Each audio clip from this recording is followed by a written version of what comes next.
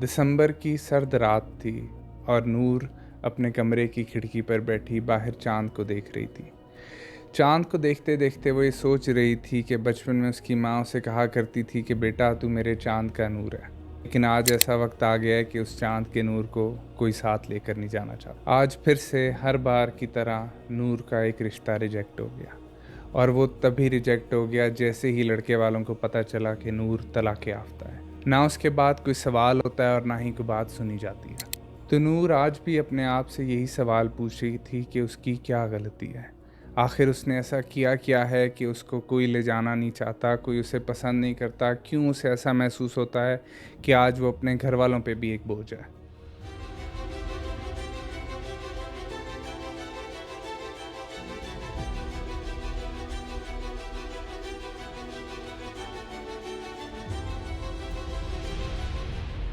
उसने तो सिर्फ घर वालों की मर्ज़ी से शादी की थी, और वो भी एक ऐसे लड़के से जिसका बाद में पता चला कि वो नशे करता है, बाहर अफेयर्स रखता है, नूर को मारता है।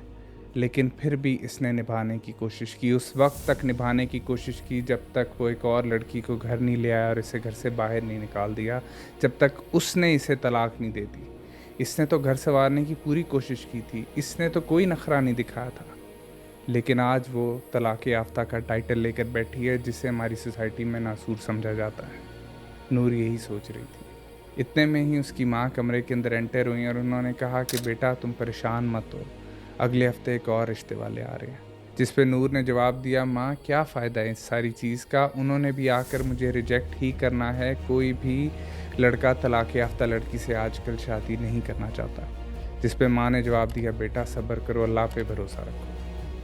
और नूर खामोश हो गई। अगले हफ्ते फिर उसी तरह से नूर ने एक ट्रे उठाई जिसके अंदर चाय थी, समोसे थे, और जाकर मेहमानों के सामने रख दिए। और वो इसी इंतज़ार में थी कि अब मेहमान कुछ सवाल शुरू करेंगे, जिस पर माँ बताएगी कि बेटी का एक रिश्ता था, एक शादी थी पहले जो टूट चुकी है। लेकिन आज कुछ मुख्तलिफ हुआ। आज नूर की माँ ने जब ये बताया भी कि नूर की पहले एक शादी टूटी हुई थी, तो ज़्यादा फ़र्क नहीं पड़ा। आज ये बताने के बाद सवालात बदले नहीं। आज लड़के के घर वालों ने फौरी उठकर जाने वाली नहीं की, बल्कि लड़के ने सवालात किए नूर से कि तुम लड़ाई को कैसे मैनेज करती हो, तुमने ज़िंदगी के अंदर क्या सीखा है, तुम्हारी वैल्यूज़ क्या हैं, तुम्हारे लिए फ़ैमिली कितनी मैटर करती है, तुम्हारे लिए इन लॉज कितने मैटर करते हैं, तुम्हारे से अगर ख़ुद गलती हो जाए तो तुम उस सिचुएशन को ठीक कैसे करती हो, तुम ज़िंदगी को किस नज़रिए से देखती हो। ये सवाल थे आज लड़के के।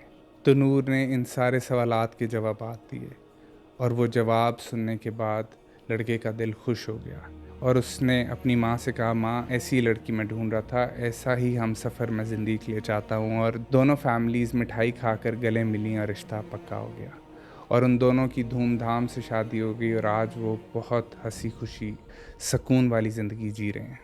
लेकिन वो ये ज़िंदगी इसलिए जी रहे हैं क्योंकि उन दोनों ने फ़ैसला किया कि वो इस रिश्ते को एक नाम देंगे, वो निकाह करेंगे। लेकिन अगर हम मुआशरे पे छोड़ें तो मुआशरा तो नहीं जीने देता। तलाक़ याफ्ता हो या बेवा हो, कोई भी आजकल अपना नाम नहीं देना चाहता उसे। लेकिन ऐसा है क्यों? क्यों हम तलाक़ याफ्ता को, क्यों हम बेवा को नहीं अपनाना चाहते? क्यों हम उन्हें एक सेकंड हैंड मटेरियल समझते हैं?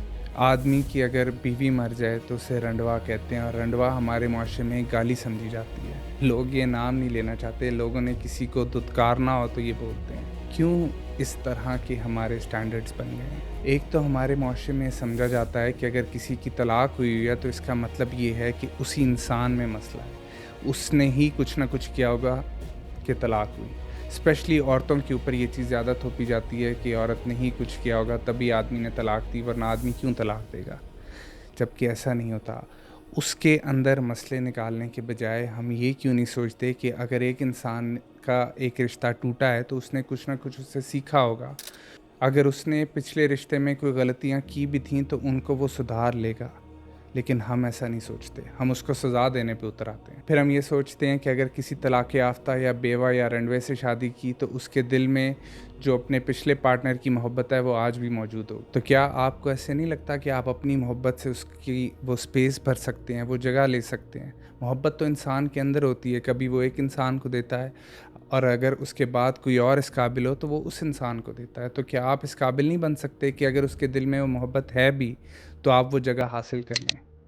फिर अगर किसी के बच्चे हों तो तब तो समझ लो कि शादी इम्पॉसिबल है, तब तो उस चीज़ की तरफ देखना ही नहीं। ये कॉम्प्लेक्स ज़रूर हो सकता है लेकिन इम्पॉसिबल नहीं है। बच्चे तो मन के सच्चे होते हैं, बच्चे मोहब्बत मांगते हैं, बच्चे तो छोटी उम्रों में जानते भी नहीं होते कि उनकी माँ कौन है, उनका बाप कौन है। 4 महीने उनके साथ रह के बाबा कहलवाएंगे तो आप भी उसके बाप बन जाएंगे।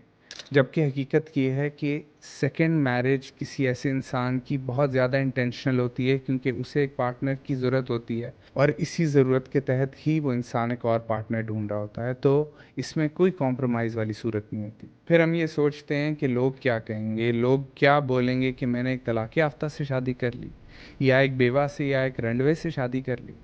तो लोग तो इससे अगली महफ़िल तक इस महफ़िल को भी भूल जाएंगे। इसी तरह से लोग तो अगली शादी तक आपकी शादी के सारे डायनामिक्स भूल जाएंगे। जो चीज़ रहेगी वो आपकी ज़िंदगी रहेगी, आपके शब व रोज़ रहेंगे। उसके बाद फिर हमारे ज़हनों में पता नहीं एक बुग़्ज़ बैठा हुआ है ऐसे लोगों के बीच के फ़लाने इंसान ने तो शादी कर ली थी, तो अब उसे क्यों एक सिंगल इंसान मिले? क्यों ना हम उसे सज़ा दें कि उसके पास्ट में कोई और पार्टनर रहा हुआ था। हमारा इतना छोटा दिल है कि हम किसी इंसान को हंसता खेलता देख ही नहीं सकते, हम किसी को खुश नहीं देख सकते, इसलिए हम उसे सज़ा देते हैं। और हमें ऐसा भी लगता है कि शायद तलाक़ याफ्ता या बेवा ये लोग बहुत कम हैं, लेकिन ऐसा नहीं है। पूरी दुनिया में 26 करोड़ लोग इस तरह के हैं जो कि तलाक़ याफ्ता हैं या फिर उनके पार्टनर की डेथ हो चुकी। तो अब हमें ऐसे केसेस में करना क्या चाहिए? हमें ऐसे केसेस में करना ये चाहिए कि हम उस इंसान को देखें, हम उस इंसान की वैल्यूज़ को देखें। अगर हमने उसके पास्ट रिलेशनशिप के बारे में, उसकी पिछली शादी के बारे में कुछ पूछना भी है, तो हम उससे ऐसी चीज़ें पूछें जो कि मोटी-मोटी चीज़ें हों, जिनसे हमें उसके बारे में थोड़ा बहुत पता चल जाए, ना कि उसके ज़ख्मों को कुरेदना शुरू कर दें कि उसने अपने पास्ट रिलेशनशिप से क्या सीखा। क्या ऐसी चीज़ें हैं जो कि वो इस रिलेशनशिप में चाहता है या चाहती है, एंड ट्रस्ट मी वो आपको बहुत बेहतर बता सकेगी या बता सकेगा एक सिंगल इंसान के बजाय, क्योंकि उसने वो ज़िंदगी जी है। तो उसे, चाहे वो लड़का है या लड़की है, उसे ये पता है कि उसे क्या चीज़ चाहिए और क्या नहीं चाहिए। तो वो अपनी एक्सपेक्टेशंस को लेकर बहुत ज़्यादा क्लियर होगी या क्लियर होगा। लेकिन इसके साथ साथ उसके अंदर रेड फ्लैग्स भी देखें। अगर वो सारा टाइम अपने एक्स हस्बैंड या एक्स वाइफ या अपने एक्स इन लॉज़ की बद तारीफ़ें करती रहे या करता रहे, या फिर उनको बुरा भला कहता रहे या कहती रहे, तो तब आपको थोड़ा सा गौर करना चाहिए। फिर अगर वो इंसान आपसे अपना ख़ून छुपाए या फिर कोई सीक्रेट्स रखे या फिर आपके सवालों के जवाब में बातों को घुमाना शुरू कर दे या फिर शादी के ऊपर बहुत ज़्यादा ख़र्चा करने की डिमांड करे, तो इन सारी चीज़ों को रेड फ्लैग कंसिडर करें। और उसके बाद अपनी तमाम तर चीज़ों को उसके सामने एक खुली किताब की तरह से रखते हैं। कुछ छुपाने की ज़रूरत नहीं है, कुछ प्रिटेंड करने की ज़रूरत नहीं है, ताकि अगले इंसान को भी आपका पता और आपको भी अगले का पता हो। तो इसलिए इंसान इम्पॉर्टेंट है, उसके ऊपर लगा हुआ लेबल इम्पॉर्टेंट नहीं है। सही इंसान को ढूंढें, अच्छे पार्टनर को ढूंढें, उस पार्टनर को ढूंढें जो आपकी वैल्यूज़ के साथ, आपकी पर्सनालिटी के साथ कंपैटिबल हो, जिसका कैरेक्टर अच्छा हो। ये चीज़ें मैटर करती हैं एक अच्छी ज़िंदगी के लिए। लोगों को भूल जाएं, लोगों को छोड़ दें। और उसके बाद फिर मैं पेरेंट्स से भी कहूँगा कि अगर आप अपने बेटा या बेटी की शादी कर रहे हैं और वो किसी तलाक़ याफ्ता इंसान से है या किसी बेवा से है या किसी रंडवे से है, ये मैं बार बार रंडवा वर्ड भी इसलिए बोलता हूँ ताकि इसको गाली ना समझा जाए। ये एक ऐसा वर्ड है, इससे एक्सेप्टेबल होना चाहिए, इन सारी चीज़ों की एक्सेप्टेबिलिटी होनी चाहिए। तो खैर, अगर आपकी औलाद किसी भी ऐसे इंसान से शादी कर रहा है या कर रही है, तो उसके लेबल पर ना जाएं, उस इंसान को देखें। क्या पता वो इंसान जिसका आप लेबल ना देखें और उसे अपने घर लाएं, वो आपके घर में खुशियाँ बखेर दें। अगर आप किसी भी तलाक़ याफ्ता, बेवा या रंडवे इंसान को जानते हैं तो उन्हें ये वीडियो भेजें, या फिर अगर कोई सोच रहा है किसी ऐसे इंसान से कोई रिश्ता बनाने का, उन्हें भेजें और कमेंट में मुझे अपनी कहानी बताएं, या आपने कोई मुआशरे में ऐसी कहानी देखी हो तो वो ज़रूर बताएं।